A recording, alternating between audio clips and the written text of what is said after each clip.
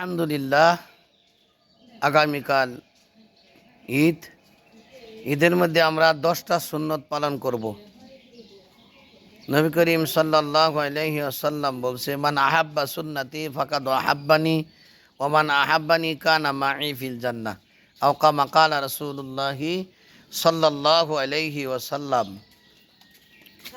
10টা সুন্নত হইল, 1 নম্বরে ফজরের নামাজ জামাতের সহিত পড়ব, 2 নম্বরে তাকবীর পড়ব, আল্লাহু আকবার লা ইলাহা ইল্লাল্লাহু আল্লাহু আকবার ওয়ালিল্লাহিল হামদ, এই তাকবীরটা পড়ব।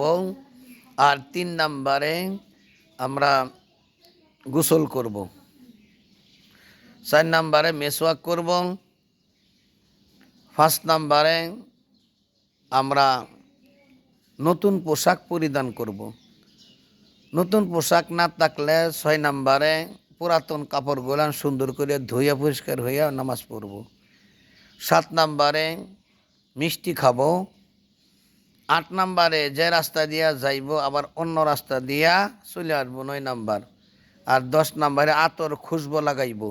আল্লাহ পাক রব্বুল আলামিন আমাদেরকে সুন্নতগুলান আদায় করার জন্য তৌফিক দান করো, আমিন। আসসালামু আলাইকুম ওয়া রাহমাতুল্লাহি ওয়া বারাকাতুহু।